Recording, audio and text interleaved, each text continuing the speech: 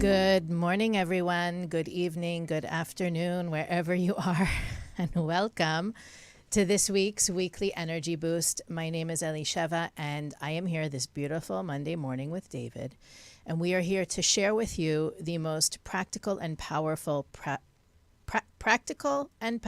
prosperity practices. Say that 5 times fast, and you will make money. Now, the goal of today's show is to set the backdrop for the more elusive aspects of living an abundant lifestyle. I think that in the previous 2 episodes, we shared with you more of the consciousness and mindset. Today, we're going to be talking about the habits and the routines, the actions that we can bring into our life to plant those seeds. And the funny thing is, and David, I'm sure you'll have something to say about this as well, the perception is, I think for most people, that work is what makes money.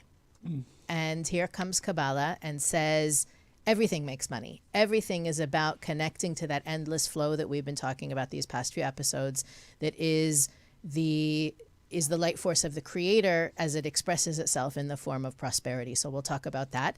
If you're joining us, if you're new to the show, Weekly Energy Boost is a 7-day spiritual energy forecast that provides you with the inspiration and the how-to of what to do in this coming week to take advantage of the opportunities both to grow and to create blessings. However, these lessons can be used any day of the year, any month of the year, any week of the year. So I think one of the first things we have to start with is, I remember learning years ago this idea that the measure of a great leader is how his team behaves when he's not around. Mm-hmm. So that's a very brilliant, concept, that if you are responsible for a group of people and you instruct them in a certain way, if they continue to behave that way when you're not around, it shows you're a good leader. Very, very, inspiring, but very powerful statement there. To me, when I heard that, I thought, well, isn't that really more about us and the Creator? Like, how spiritual we are, how connected we are, how powerful we are is really measured when no one's looking, when no one's around to say, great work, good job, you're doing the right thing, you're doing the wrong thing, when no one can catch us. And I've worked with people over the years, and we used the same example the last 2 episodes. When they're at work, they're on, but when they're not at work, they're off. And when I say off, I don't mean off the path or off in their mindset, but more they shut off. Mm-hmm. They turn off that hunger, that desire. They say, leave me alone, give me a break. They disconnect completely from the zone, and they wait to enter. Now, maybe a lot of us are not entering the physical office these days, but they wait to enter the 9 to 5 zone mm-hmm. in order to be that person. And that, I think, is the first place to start. That, the reminder that the cameras are always on, the recorder is always working, that there isn't really a moment of our lives where it's not being recorded. And when I say recorded, I don't mean on film or on camera or digital, whatever. I mean, it's not being noted. The universe takes note of everything. A few weeks ago, we worded that differently. We said that our actions are a form of prayer. Right? It's one thing to express something in your wishes and your desires. It's another thing to live it. And I think that's the starting point for our conversation today. There are a lot of books out there, a lot of people much smarter than we are in this field that talk about prosperity principles. And we want to bring that twist that most likely our audience is not going to hear somewhere else, that has to do with a spiritual foundation. Because I think a lot of times people think prosperity, they think building wealth, and that's great. And a person should build wealth. But what's higher than building wealth is financial freedom. Because something that my teacher once told me is, said, look, you think financial freedom means having more money than you'll ever know what to do with. But true financial freedom means that you are connected to a stream of energy where everything, no matter what, it's always going to be taken care of for you. Now, it's not this, doesn't have the same stability as when you know the money's in the bank. But what if the Creator came to you and said, look, from now on, anything and everything you need, I'm going to make sure it's given to you for free. Would you rather have that? Or would you rather have a dollar amount that you have to manage and invest, and the Creator will not be involved in that process? So what we're saying here, even though a lot of people are saying, oh, that's a nice concept, yes, and put the money in the bank. I want everybody to really understand that what we want and what we should strive for doesn't mean we don't have wealth, the physical wealth, the dollars, holding the dollars. But we should also know in our heart that what we want is that the Creator, our relationship with the Creator, which is what we talk about every show, our relationship with the Creator is the reason why you came to this world. Kabbalah explains how to have that relationship. It's not just a concept of, oh, I'm close to God, everyone's close to God. That's not what it means. It's an energy intelligence. The light is on, the darkness goes away. If the light is off, you have darkness. So it's not just for everyone the light is on. There are things you must do to have similarity of form with that energy. But when you have it, that's what's called having a relationship with the Creator. And then the financial aspect of your life has circuitry. Now, whether that means you have great wealth or little wealth, the bottom line is everything's taken care of. The taking care of component, right? Because then you get fired, you don't get fired. You have a job, you don't have a job. You go broke, you don't go broke.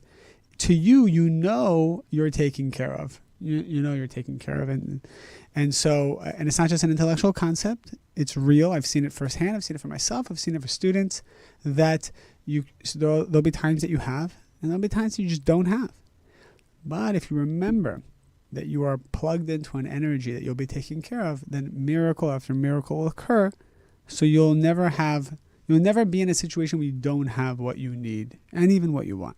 I think for some of us who are listening and thinking about what David said, having a relationship with the Creator, being close to the Creator, being connected to the Creator, I think for a lot of us, we hear those words and we think, well, no, that's for people who are religious, or that's for people who study and pray all day, or even, renounce the physical world and spend all day in meditation and introspection. Hundreds of years ago, there were a few Kabbalists who came on the scene that said, listen, you can experience God in a good meal. You can experience God in music and dance, in art, in nature. God is not something up there that you have to reach the heights for. God is in everything. There are sparks in everything.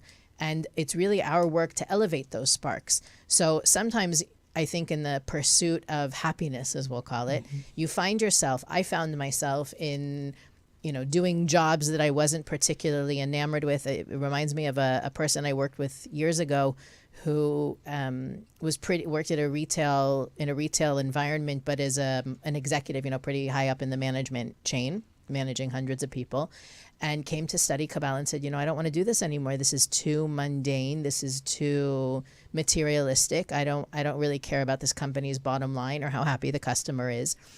And they put themselves on a path that led them to, it doesn't really matter what at this point, but they went through a long period of what they would probably call having not a lot, because they decided that they were going to pursue a spiritual profession. They were striving for a spiritual profession.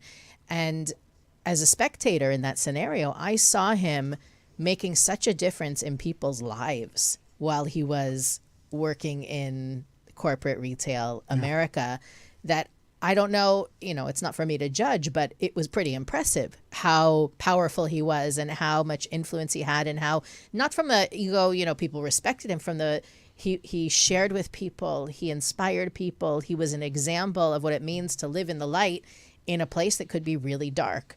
And that was a trade-off in a way. He decided, he was going to seek out that, maybe be a Kabbalah teacher, but for this, and there was an expense to it. And the reason I bring up that story is only because you don't have to be a preacher or a teacher or a monk, or, you don't have to be in a spiritual, religious field to have that relationship with the Creator. It is there for all of us. All of us have it.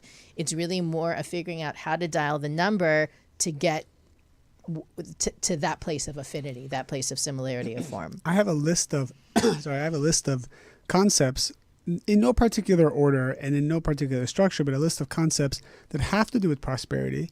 And I thought that I could share them one by one, and we can talk about them and comment on them. And I would love to hear what people have to say about it. Each one requires a lot of unpacking and requires their own course altogether. But I think people come to listen to the show because they want these like headline nuggets that will hopefully be inspiring to them and make them think. Let's do it. So each concept might bring up 100 more questions, and feel free to put them in the chat on YouTube or Facebook. We're following it. We can answer it live.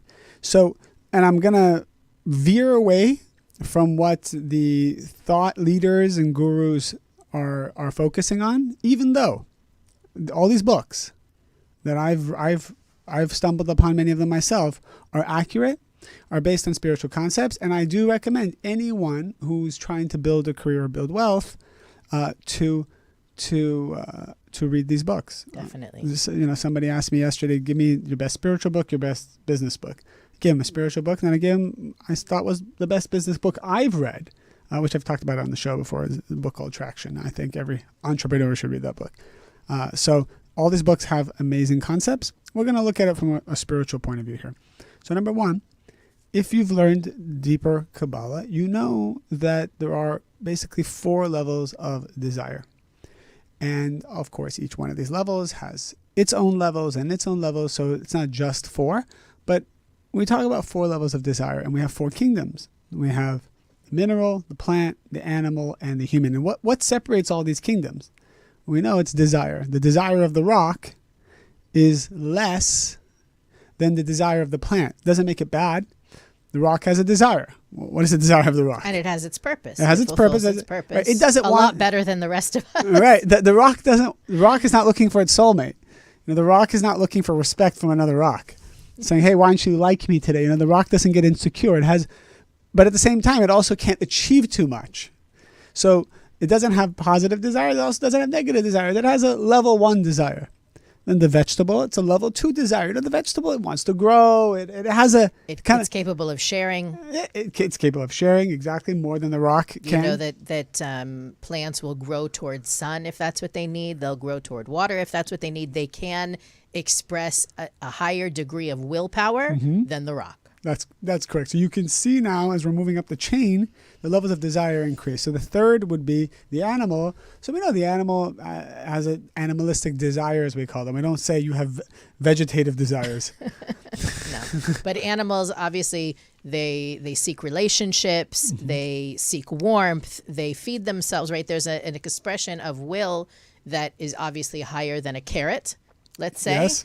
But they are, again, running on instinct rather than proactive thought. And there are a lot of secrets about animals that our teachers taught us that they're pre-programmed. They don't really have free will. Free will comes in the 4th kingdom with humans. But animals, something interesting, our teacher would say that animals don't kill like more than they need. Right? They'll kill to eat, but they don't kill like 100 deer and then like pack them and say, and put them in the freezer. Put them in the freezer, right? For a rainy day. Maybe I'll need this and maybe that. And look how many deer I have. I have more deer than you, and then you see someone else has more deer and you're like, wait, no, I want more deer. It doesn't work like that. The animal kills what it needs and that's it. The human, which is the biggest desire, which means the biggest potential for revelation of light, but also the biggest potential for chaos.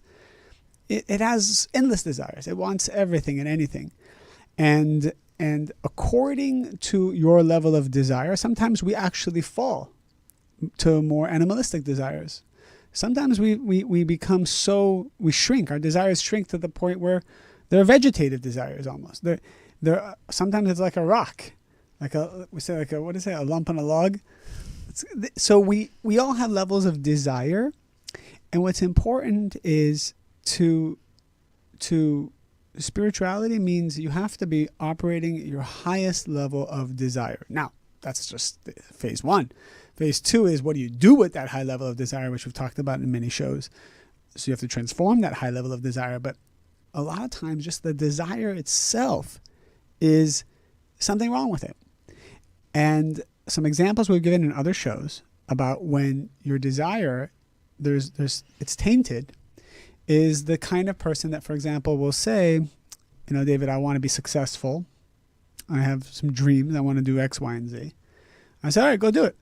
Or they say, I want a relationship, single in my mid-30s here, and I got to get a move on here, and I want to find my soulmate. I really do. I pray for it every day. All right, so what's happening? You find that the other part of their desire, which is the concealed subconscious desire, doesn't want that, or maybe wants comfort, or doesn't want commitment. And we've had so many shows about this. Right. The conflicting desire. So when you have a conflicting desire, you're actually shrinking your desire. When a person says, I want this great life, but then there's another part of them that says, no, I really don't want this great life because it comes with a great responsibility and I'm not sure I'm ready for that. These two desires cancel each other out and you shrink to a third level, second level, or a first level desire. And that's why someone, because what God doesn't want to give, the light of the Creator wants to give and has already given. Everything you want's already been given. It's just being held in a trust fund that is going to break open the minute you do your part. That's the rules of the trust. It's not that the dad doesn't want to give you the money. Dad already gave you the money in a trust in your name. You have to open the trust up through certain work that you do. So I'm going to take a pause right there and see if there's something you want to say or we have questions. I don't see any questions, but I think that the point you made about the conflicting desires is especially important when we talk about prosperity, because a lot of us, I don't know if the word is excuses or alibis maybe when it comes to the Creator, but it's like what is your excuse for not cracking open that trust fund? That's really the question I want to ask our listeners is, what excuse, not only who are you blaming, but what are you blaming? It could be the economy, it could be the pandemic, it could be, your education or lack thereof. It could be your age. There's always, not always, but many times something that we put the onus on that thing so we don't have to take responsibility for the diminishment of our desire. And this is a really powerful week to explore that, because according to Kabbalah, and here David and I are not expressing our personal, I think we say when we express our personal beliefs, we're sharing this wisdom that has not only worked for us, but has worked for the countless people we've worked with over the years and taught classes to, etc., is that if you manage to find that excuse, that alibi, and take responsibility for it, not because you necessarily caused it. Is it your fault that you were born into this village at this economic status? There's an explanation even for that. But the idea is that your soul chose these circumstances, not so that you could be owned by it, but so that you could overcome and transcend them. So knowing that there may be barriers, there may be obstacles, but according to what David's saying, which is according to what Kabbalah teaches, that's the key to opening up that safe deposit box with everything you've ever wanted inside it. It's through overcoming those barriers, those excuses, those limitations, those blockages that appear insurmountable or not. Sometimes it's not even worth making the effort. I think that's something that keeps a lot of people behind that barrier is why bother? Here we come. In this month more than ever, I think, you have the ability, the support. Explore it at least. Ask yourself, what's my alibi? I don't have one. At the end of the day, when I get upstairs and the Creator says to me, how come you weren't Elisha? Nobody's going to ask you that. I'm only going to get asked that, right? What's our alibi going to be? That's where the work is. Taking responsibility for whatever that is. So a lot of people are writing, well, how do I remove those contradicting desires? How do I know I even have them? Some people wrote, I don't have them. I just can't manifest the relationship, and I know I don't have a contradicting desire. And I love when people say that, because if this was a live class, which I can't wait to get back to our live classes, because somebody will raise their hand and say, I don't have contradicting desires. And I say, well, you will just dissect them. I said, stand right up. Come right up. Come right up here. Everybody gives a round of applause for the bravery of this person. And then within 5 minutes, we realize, okay, there's a problem here. So here are some examples of things that are contradicting your outward desire. So let's say in this case, outward desire is I want a relationship. And then there's hidden desires that are contradicting it that are not apparent to you, to me, and people around. Can we talk about prosperity instead of relationship? Okay. Talk about relationships next month. Okay, fine. So it's prosperity. So number one, you have to look at the things that you're addicted to. because anything that you're addicted to that you can't let go of, it doesn't mean it's a bad thing, but you can't let go of it. You have to always be willing. You have to ask yourself, can I let go of this? If I had to let go of it right now, could I let go of it? Could I be the person that wakes up at 5 a.m.? Could I join the 5 a.m. club if I had to, right? And when some people say, well, if I got a great career, of course I'd wake up at 5 a.m. Maybe it's the other way around. We don't know. Maybe you need to wake up at 5 a.m. just to, you got to break the body consciousness. But if you look at your addictions, there are things that you feel that without them, you wouldn't know how to function, how to live. And David is not referring to substance abuse. David is talking about... Could be. But I'm saying a lot of people hear the word addiction and they tune out because they don't have that. Yeah. We're not talking about the hard addictions alone. It could be your nighttime routine. Yeah. It could be the way your clothing fills your closet and you're not willing to share closet space. It could be so many different things. Specifically, I think that the when it comes to money, the desire to control the money is often what blocks people from having, that attachment to the money aspect versus, like you said, being taken care of is what blocks people a lot. I'll give you the number one addiction entrepreneurs have. So I don't know if we have a lot of entrepreneurs listening to us. You own your own business. You're building something. You're in charge of your wealth. You're not receiving a paycheck.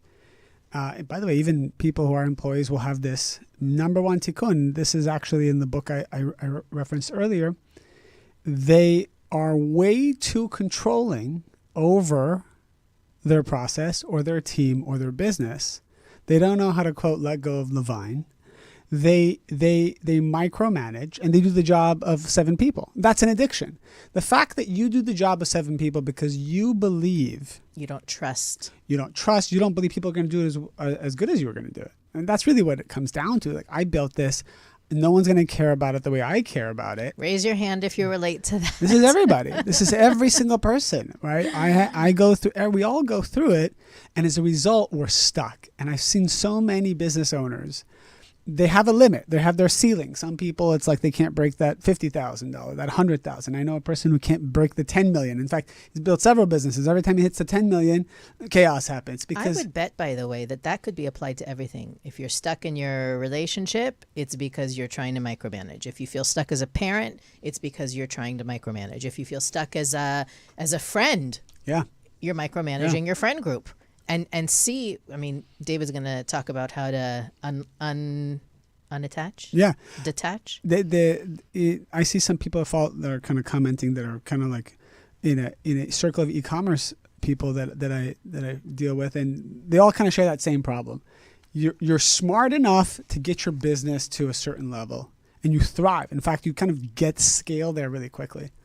And then all the fears come in and all the limited beliefs come in. And then there's that big hire you got to make. And you got to spend money on that big hire. Oh, but this is scary. And how do we know it's going to work out? Sure. And then you saw your dad have a business partner who screwed him over. And so that's with you. That's with you. There's always someone. Everyone has a business partner that their dad had that screwed him over, right? That's not even funny. But the important thing to remember about what David is saying also is that the whole scenario is set up externally, again, not so that will be your excuse. It's so that you will overcome it. Just because you have such good examples, I want to make sure that you realize those, the fact that your dad had that crummy business partner is there for you to say, you know what?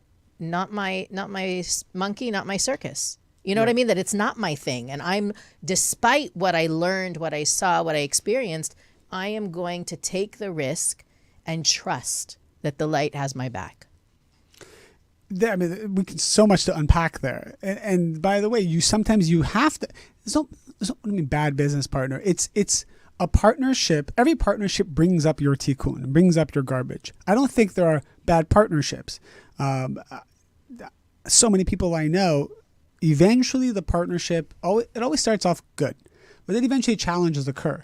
It's not because you have a bad partner. It's because the creator saw that you two are soulmates on some level, because there are business soulmates.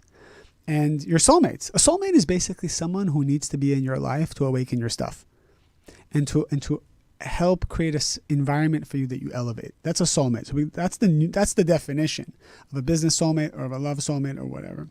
So not to digress, going back to a practical way that people can kind of let that go.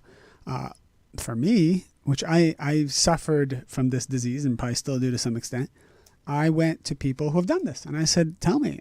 I remember talking to a guy and he said, wow, I said, you scaled. I mean, you have like whatever. It was a big deal for me, like 20 employees. And I said, aren't you afraid and worried and all these things? And he said, honestly, they do it better than I do it. So talking to people who have done it. That's another fear people have, is that they're going to be outdone. They're going to be made redundant. They're going to be phased out because someone else can do it better or faster or in another that just way. tumbled right out of bed, because there's a whole nother people want to feel like they're the best. And then there's those entrepreneurs I talk to. They say, my goal is to make sure I'm not the smartest guy in the room. And then there's people who secretly need to be the smartest guy because they're using their business as a way to fill a void that was created in high school or something.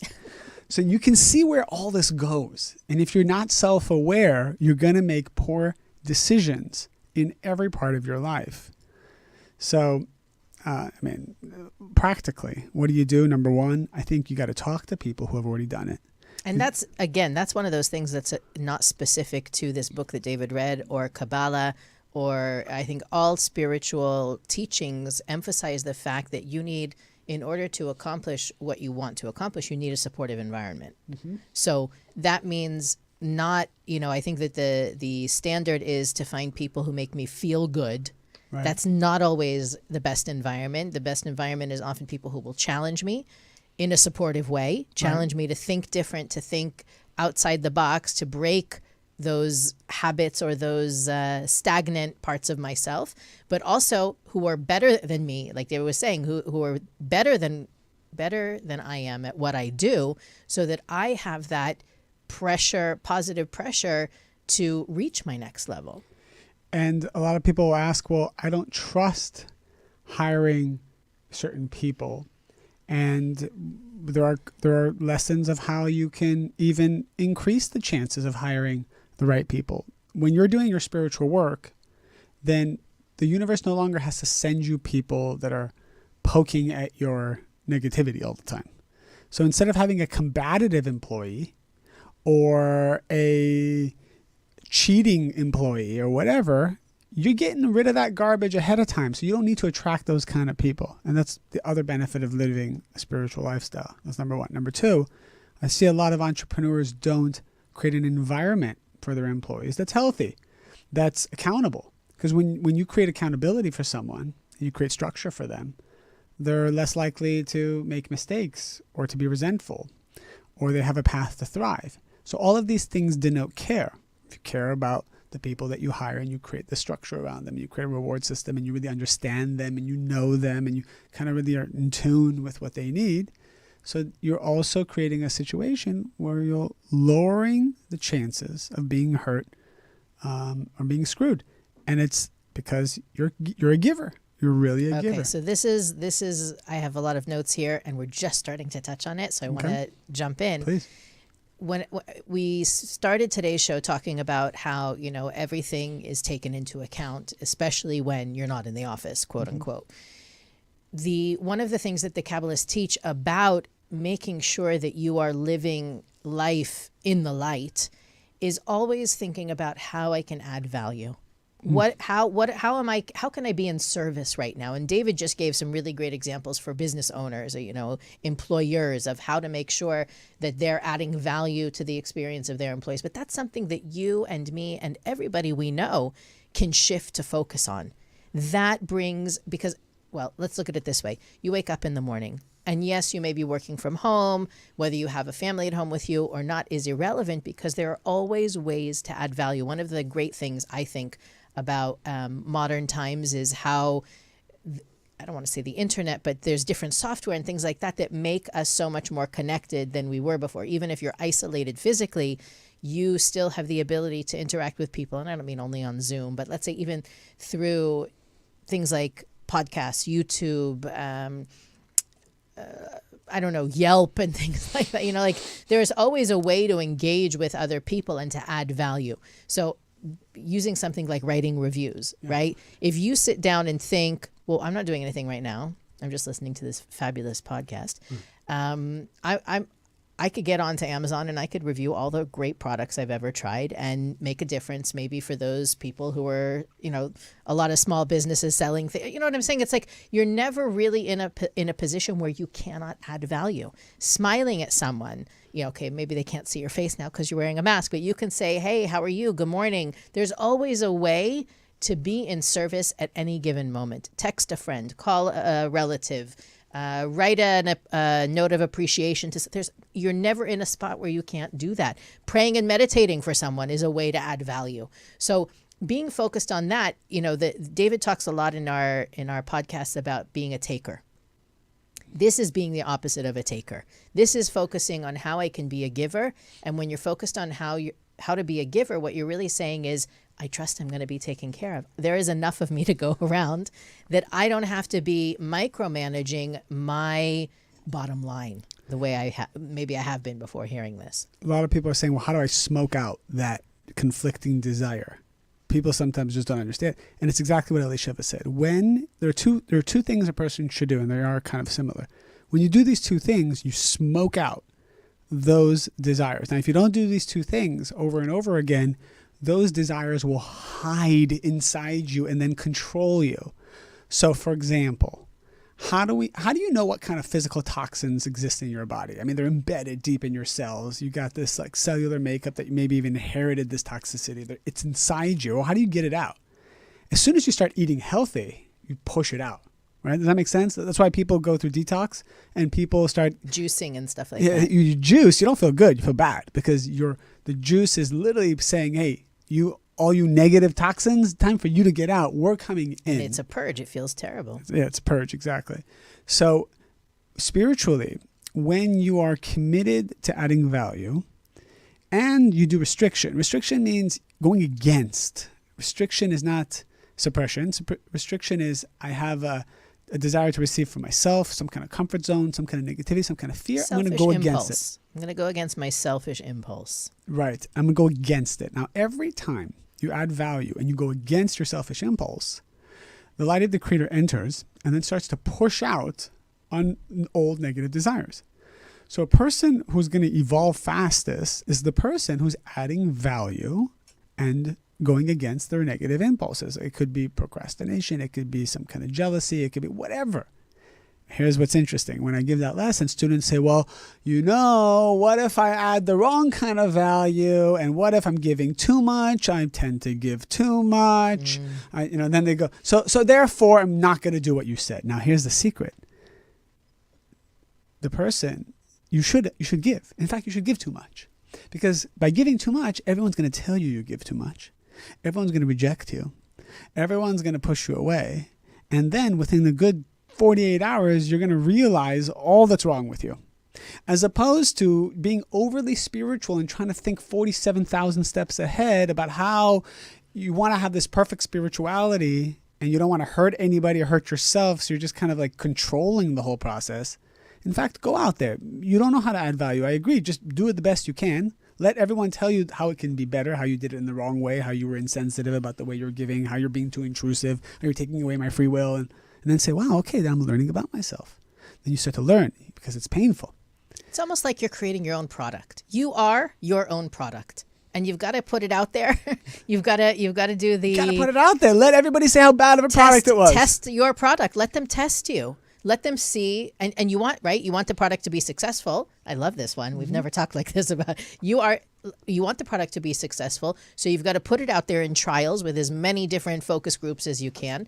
Take in that feedback and make a better product. Got to fail fast. And that's how you succeed fast. It's only our ego that makes us not want to fail or hear feedback or whatever it is. Make mistakes. Now, of course, don't make egregious mistakes that can ruin your life. Don't make mistakes on purpose. Oh. There are people out there that say, I need to have something to repent for, so I'm going to make mistakes. And that's not how it works. That's not what the Kabbalists teach. The Kabbalists teach is you're going to stumble anyway. Don't try. But when you do, embrace it. And that's the secret. That's the secret sauce. I went through this phase in my life and probably should do it again and again. Once I realized that the reason why I don't have everything I want in my life is because just of my negativity. I get so excited about it. I started to go to like psychics. And, you know, people go to psychics and they say, oh, you know, what's going to happen to me? I said, look, all I want to know is what's wrong with me. Just tell me everything you see. Yeah, what do I need to change? I said, look, if you got a psychic power, tell me what I'm afraid of. I don't need a psychic power to tell you what's wrong with you. Or you just ride in the car with Ellie Shever for 30 minutes. That can do it. And it's kind of like, I remember signing up for therapy and saying, you know what, just tell me everything. Tell me everything you see. Like, I was excited, going through my life, my childhood, whatever. I said, oh, you know, you should talk to my parents too. Let's find out. Let's just get it. Let's get it all out. And then you realize that that's all the stuff that's holding you back. People are like, well, how do I find my soulmate? I said, do you really know yourself? Like, do you know all that trauma that you went through, and have you come to terms with it? Like, are you cognizant of even the stuff that's happened in your life? Because if you're hiding that stuff, those are the toxins. And when people are toxic inside their body, you know, they have a little odor. You know, when you have toxicity in your body, it's like a bad breath. But what is this, like a halitosis type thing? Is that what it's called? I love when David gets into bodily functions as examples. Right. Do you guys all know what I'm talking about? You haven't done this in a long time. I'm really excited. The person who has halitosis doesn't know they have it. That's the secret. But everybody else can smell it. It's coming out of your pores. Coming out of your pores. It's because there's something going on in your gut. I'm getting him to smile. I'm getting him to smile. He's smiling. It's something going on in your gut. You're not taking care of yourself on the inside. So if you got stuff from your past that you haven't dealt with, when you go out on a date with a guy or a girl and it all looks good, the package looks good, but the spiritual smell is coming through the pores and the breath, which is interesting because the word for breath in Hebrew is also soul. Yeah. It's very deep. That was a cool setup. That was very nice. I did not Beautiful. plan that. Breath and soul, same word, same root. So then that's why you wonder why it's going well, and then they ghost you or they leave you, and just it's unresolved. And you don't understand what's going on, or the money just leaves you. It's like it comes and it goes. How many of us have, after breaking up with someone, asked them to fill an exit survey? Oh my gosh, the exit survey would be phenomenal. Right? Or what's my net promoter score? When you leave a job, that you ask your employer or even your coworkers to complete an exit survey. Would you refer me to two of your friends? But that's really what we're talking about here. That the ability to draw greater blessings, whether the blessing is in the form of a soulmate or $100,000 a month career or anything else, is that ability to recognize and identify what's standing between me and that next blessing. That's really where it is. So we're joking, taking an exit survey, but that feedback is just as valuable as all the lessons you think you learned in that career or in that position or in that relationship, et cetera, and so forth. We're getting a lot of questions about procrastination, by the way, which I said I wanted to talk about anyway. So I hope you have that on your list. Yeah. Can we go there? Yeah. What do you want to say? What do you want to say? What do I want to say? So a lot of people have everything it takes to be successful at whatever, right? Again, the degree, the internships, the experience, and yet they're not getting hired, or they're not breaking through that glass ceiling, or they can't, they've gone on so many interviews, or maybe every investment that they try goes south. Yeah. Why does that happen? The Kabbalists talk a lot about, I'm not going to say they talk a lot about procrastination, but they talk a lot about the opposite of procrastination, which is taking advantage of every moment. And the reason that becomes important, and we're going to come back full circle in a moment, is because when we understand that the reason we came to the physical reality is to fulfill our soul's purpose, and we understand that every moment of our day is orchestrated by the production company in the sky to make sure that we fulfill that purpose, every time we put something off, we're saying, I don't feel like fulfilling my purpose right now.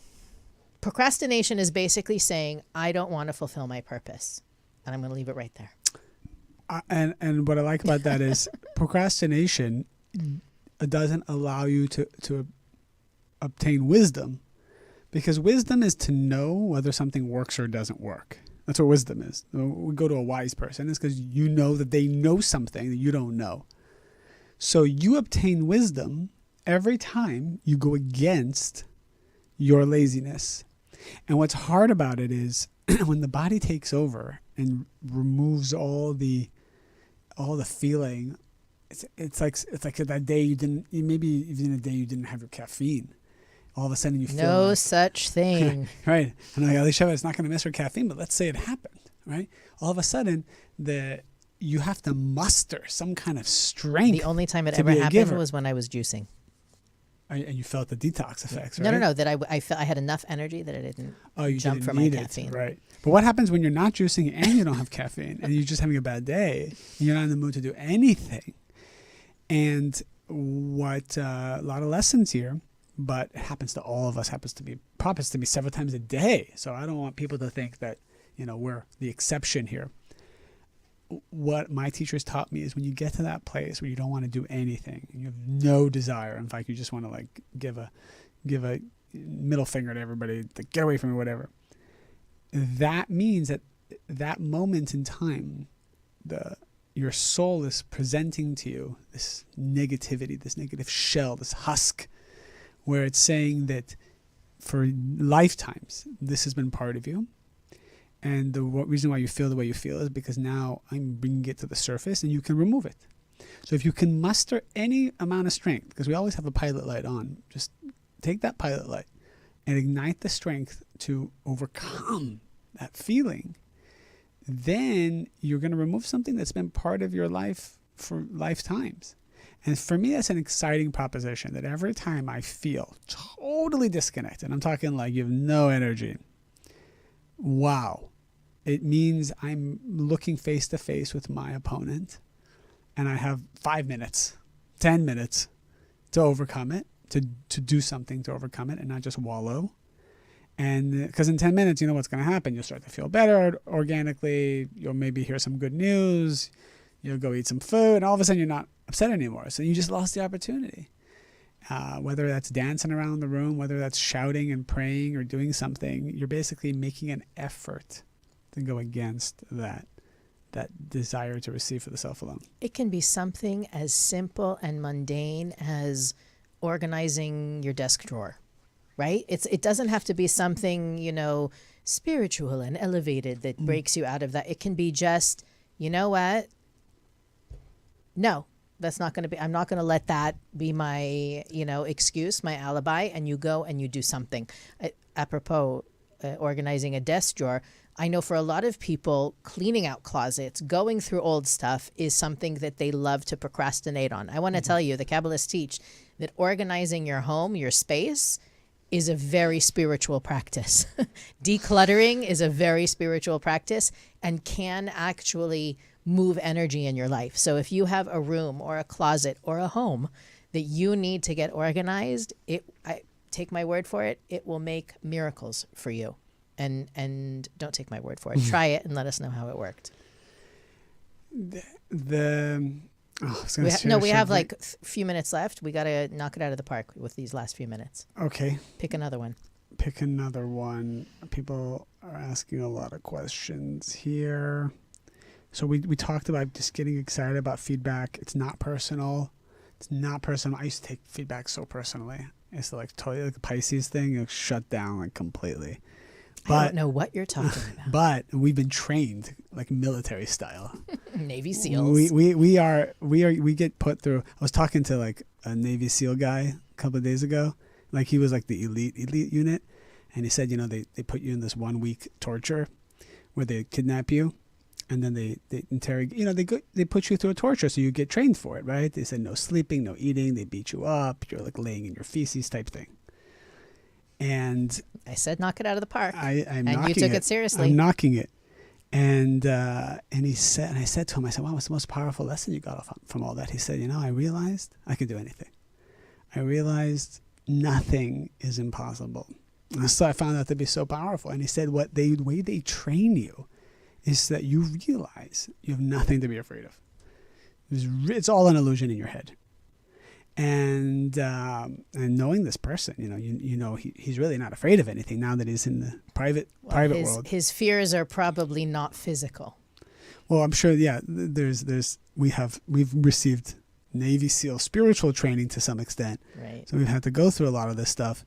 I remember one time group of teachers. It was like 10 years ago. Like, these are best teachers. They said, we're going to play a game for 1 week where we're just going to keep bringing each other fake bad news. Where, oh, did you hear? Like, and then say something that's like really scary. And just to see how we react. So there's always desensitizing yourselves? Yeah, exactly. Like, oh my God, did you hear your car just got towed? And, or something like, oh, by the way, some papers came in, you're being sued. Like, so, like really just stuff like that. And it didn't matter, even though we knew that it was coming. It was always painful and scary at first to hear it. Even if you have to remind yourself that it was a joke, but you started to see how attached you are to everything, just attached to your ego and attached to the way things need to be. We have so much we can talk about that. Absolutely. And we'll continue the conversation in our next episode. We'll continue the conversation about prosperity. If you have questions that you'd like us to address on the show, we can't promise, but we can try. So you can send them to energyboost@kabbalah.com. You can find us on all places that podcasts can be found, as well as on YouTube. And if you would like to continue to post your comments and questions, we'll go back during the week and answer them as well. Have a fabulous, light-filled, unattached, detoxing week. And we'll see you next time on the Weekly Energy Boost.